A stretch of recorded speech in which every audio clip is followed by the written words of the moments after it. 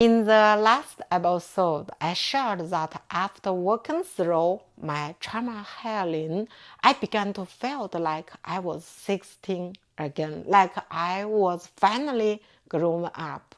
In this episode, I want to share a dream that shows this change. Recently, I had a very clear dream. In the dream, I worked as if sleep walking into a dark restaurant. Inside were my husband, my adoptive father, and my husband's friends. The air felt heaven and suffocating. Around us were fierce wild animals kept in the restaurant, stared at me from the corners.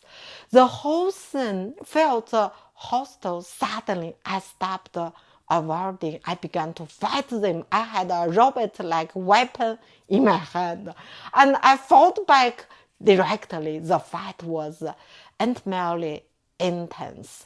In 57 years of dreams, I had never seen myself like that before.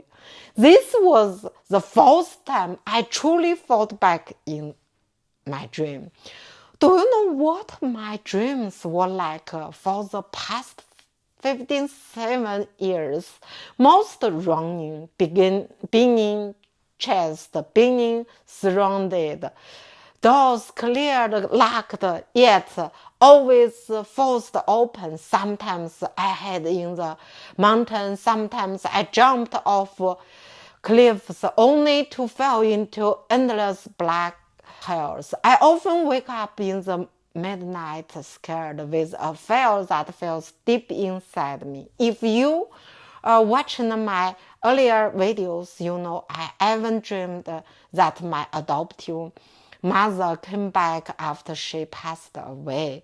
And I was still hiding, running everywhere. I ever saw that I believe were ghosts several times. Many nights I woke up suddenly and clearly saw dark shadows in my room. I even heard a so-called ghost master to do ceremony. This time, I truly believe there were ghosts. No, I know it was not ghost. It was trauma. It was a flashback from trauma. Long-term boundary violations kept the body in the state of higher alertness, and hiding tears can appear like as emergence in the moment. But this time the dream was different. I was not being chased. I was fighting back. Why does the kind of dream appear now? Because I am currently in the fight stage of healing. The deepest hurt of trauma is boundary violations, being held down and not being able to reset.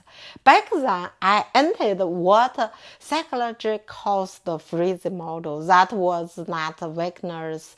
It was survival. Freeze makes you unable to move, unable to fight, unable to speak, only to survive. When healing begins and safety returns, the thinking part of the brain becomes active again. Clear thinking and boundary awareness come back. The fighting instinct that had been pushed down for decades begins to surface. The battle in the dream is my nervous system completing the action that could not be completed back then. The robot weapon in the dream is not random. It is directly connected to trauma. The deepest heart of trauma is focused helplessness when you could not fight back. Your body could only freeze to survive. That is why my old dreams were always about escaping and hiding. Know that I am the fight stage. My nervous system is rebuilding strength and boundaries. The brain creates the weapon to show how protection. I know have protection. I know have defense. The rabbit does not represent silence faction. It represents my clear thinking, boundaries, knowing my rights, and self-protection. It is appearance means my body is telling me I finally have the ability to resist. I'm no longer that powerless person. The fair wild animals in the dream do not represent strength. They represent the harm they caused me, primitive, violent, with no boundaries. They are the raw emotional mark of what I experienced. This biggest change is this: I no longer wrong, is not violence. This is a symbolic victory of the nervous system from escape to resistance.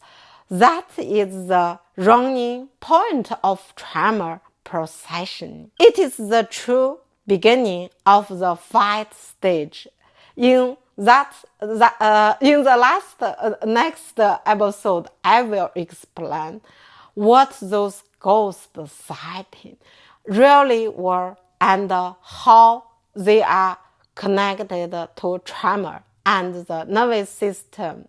Stay with me. Thank you for watching. See you next time.